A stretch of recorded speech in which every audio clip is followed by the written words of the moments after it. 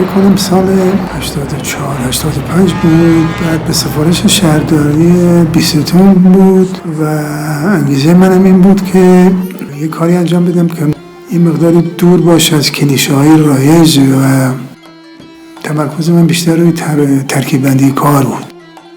جهت این بود که ماحصل جریان اسطوره فرهاد یا داستانی فرهاد که در واقع معرفی بکنم. ایده‌م این بود که خود فرهاد در واقع داره رنجی که کاراکتر براش تعریف شده رو به نوعی بازگویی بکنم و این موضوع، یعنی فرهادی که با اون جریان تاریخی میاد.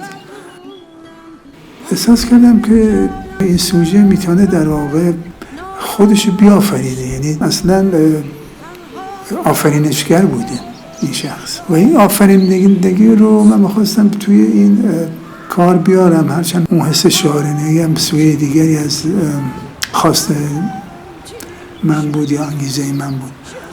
بیشتر مردم خب دوست دارن مجسمه‌های کلاسیک ببینن، نه مجسمه‌هایی که فاصله میگیره از اصول کلاسیک و ناتورالیستی اگه بگیم، واقع گرانه اگه بگیم. خب این مجسمه اون ویژگی رو نداره. حالا اگر گرایش به سمت واقع گرایانه یا ناتورالیستی مورد توجه بیشتری قرار بگیره، ولی این هدف من نبود و اصلا برای من مهم نبود.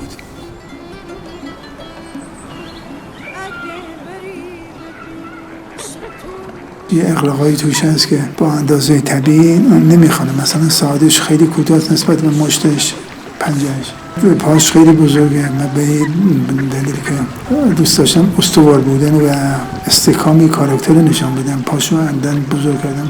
در کل میخوام بگم که با حجمایی که به نوعی اغراق در اونها خیلی زیاده، ما سابقه بصری نداریم، جامعه ما سابقه بصری نداره و این است که شاید بگم بازخوردی هم نداشت، مخاطب آنچنانی هم نداشت. دوست دارم اجرای جدیدتری داشته باشم، هرچند که این هم توی یک سایت دیگری قرارش بدن میتونه ویژگی بهتری پیدا و بیشتر مورد توجه قرار بگیره، هرچند که به نظرم بد نیست برای بازسازی ازش بکنیم. اما خب گمان نمی‌کنم که ارگان‌ها یا سازمان توجهی به این مسائل داشته باشن. بفرمایید.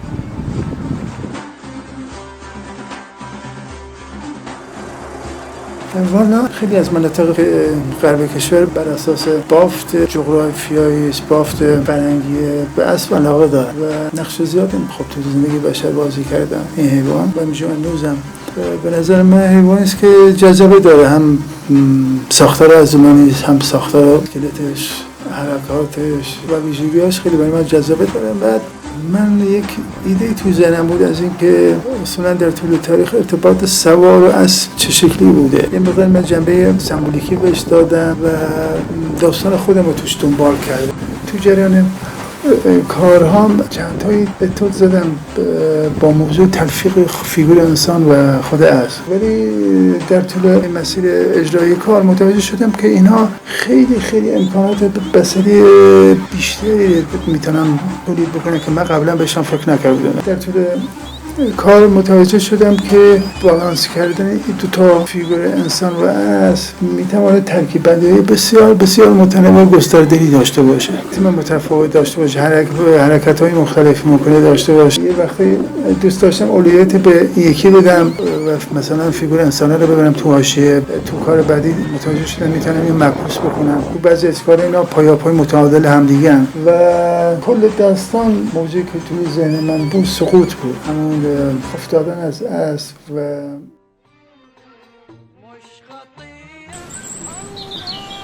من جنبه سمبولیکیش رو خیلی گسترده‌تر کردم، بیشترش کردم و این نوع نگاه سمبولیکی باعث شد که من از رئالیته دور بشم و هیچ هم از این جریان ناراحت نشدم و کاملا سعی کردم خود این موضوع و سمبولیک بودنش من بکشه به طرف خودش تا اینکه من به جنبه واقع گرایانه کار وفادار بمانم. هرچند اگر واقع گرایانه کار میکردم مفهوم بسته و محدودی بود، این گستردگی حسی عاطفی رو به من نمیداد، این همه دست من باز نمیذاشت که من با این دو تا فرم مانور بیشتری بدم و به چیزهای جدیدتری برسم.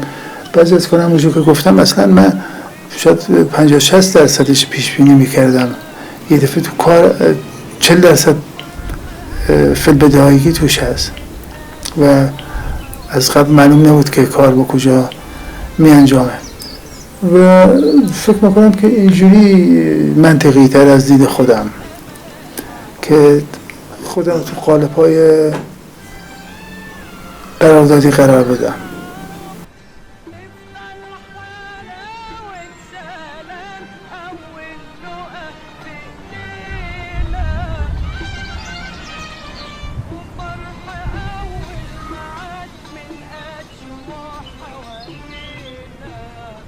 این داستان کودکی زمان اتفاق افتاد، شاید من حدوداً سنم 5 سال بود، حالا کم و بیش یادم نیست. در محله تیرفروشا که زندگی میکردیم مشغول بازی بودم. در این که بازی میکردم پام گیر کرد در واقع به سنگی و افتادم و من یه لحظه تصویری که توی ذهنم ثبت شد از زاویه بود که زیر شکم اسب رو میدیدی، یعنی قضیه به شکل اتفاق افتاد که من افتاده بودم جلوی پای اسب و یه لحظه از روی من عبور کرد و این تصویر زیر شکمش توی ذهن من ثبت شد و بعدها که بزرگ شدم این خاطره میامد توی ذهنم، احساس میکردم که واقعیت اینه دیدم خود چرا روی من پا نذاشت.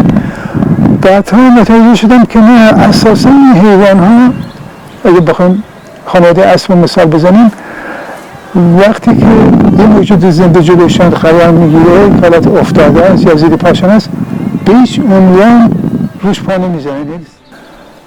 زمانی که تصمیم گرفتم این کار رو شروع بکنم، این نمایشگاه دوم، و ذهنم معطوف شد به عنصر چوب، به علت بافتش، فرمش و امکاناتی که خود چوب داره برام جذاب بود. رفتم به محل فروش چوب ها که دیزل آباد هست، به یک سری چوب ها تو کارگاه مختلف برخوردم. از قبل به شکل مکعبی اینا به رشد خورده بودن، حاضر آماده تا حدودی. بعد متوجه شدم به اینا زیرجکی میگن، یعنی اصطلاحی است که برای ماشین سنگینا که زمانی که پنچر میکنه از جک استفاده میکنن، اینو زیر جکه میزنن که استحکام بیشتری داشته باشه. این چوب درسته. من وقتی شروع میکنم به کار یک کلیتی از کار توی ذهنم هست، ترش میزنم، اسکیس میزنم. یه جای متوجه شدم که با استفاده از این داستان زیرجکی ها من خیلی از عناصر فرعی کار میتونم حذف بکنم و در واقع برسم به یک ترکیب بندی خاصی که از قبل زیاد تو ذهنم نبود. کار در واقع تا حدودی من هدایت میکرد به یک مقصدی. عرض شود که از نظر تکنیکی یه بحثه، از نظر مفهوم چیز دیگری. از نظر تکنیک خب همونجور که فرمودین کار با چوب تکنیک حذف کردن داره و شما یه بخشی از کار اگر به اصطلاح در این کار بپره، شما دیگه نمیتونید باز تولیدش بکنی. کار برنز تکنیکش متفاوته. شما الگوی که ساختی قالب‌گیری میکنی، بعد ممریزی میکنی و پروسه ریخته‌گری داره. از نظر مفهومی یا محتوا اگه بخوام در نظر بگیرم، نسبت به نمایش‌های قبل یا کار قبلم باید بسنجم. این مجموعه من تاکیدم روی بافت چوب بیشتر شد و همچنین ترکیب بندی خود کارها. اتفاقی در کار قبل زیاد دغدغه‌ام نبود و زیاد بهش نمی‌پرداختم.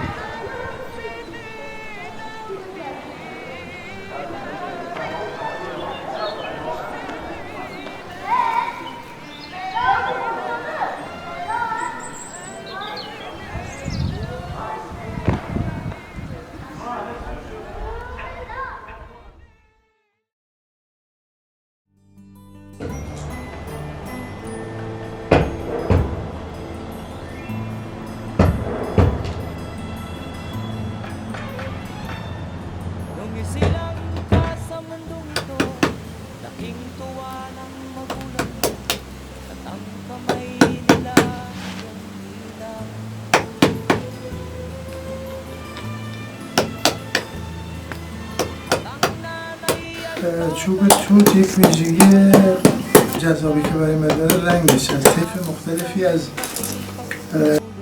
رنگ زرد رو میده که برای من خیلی جذاب هست، هرچند که کار کردن با این نوع چوب سختی خودش داره، به سختی سنباده میخوره و به سختی هم میتونی در واقع باش کار بکنی، چون بافتش یه مقدار رشته‌ای هست و کنترلش سخته. یه دفعه میخوای یه قطعه 1 سانتی رو برداری، حواست نباشه میبینی او 1 سانت تبدیل به 5-6 سانت شد که کل فرم مجسمه تحت تاثیر قرار میده.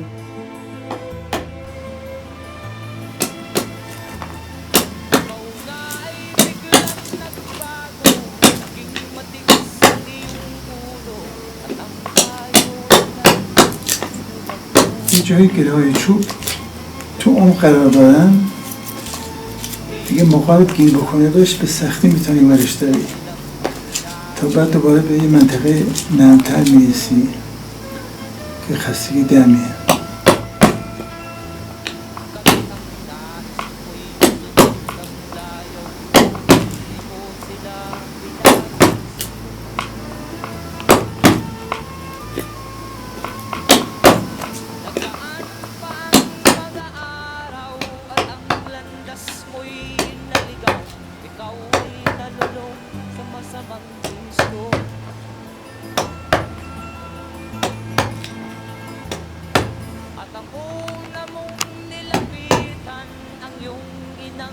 با هر موادی که کار میکنی موضوع یک بهانه است، بهانه‌ای برای اینکه شما به کمک عناصر بصری بتوانی با اینا نوعی زیبایی شناسی رو به وجود بیاری که حقیقتا تکراری نباشه.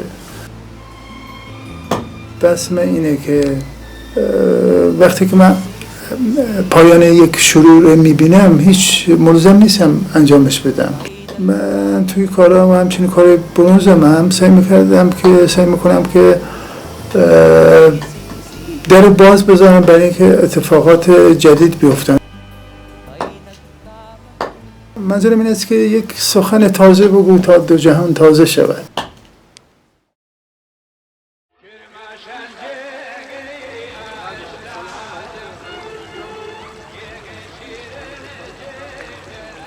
این بیت قشنگیه. به دستی سنگ را میکند چون گل، به دیگر دست میزد سنگ بر دلش را عشقان بت میخراشید، چو بت بودش چرا بت میتراشید. شکر لب داشت با خود ساغری شیر، به دستش داد کین بر یاد من گیر. یک بیتی هست که توصیف قشنگی از سختی کار فرهاد، میگه که همون آهنگری با خاره میکرد، همون سنگی با آهن پاره میکرد، شده بر کوهی بر دل تنگ، سری بر سنگ میزد بر سر سنگ. چو آهو سبزی بر کوه دیده، ز شورستان به گورستان رمیده. فکر کنم پایان تراژدی است. چو آهو سبزی بر کوه دیده، ز شورستان به گورستان رمیده.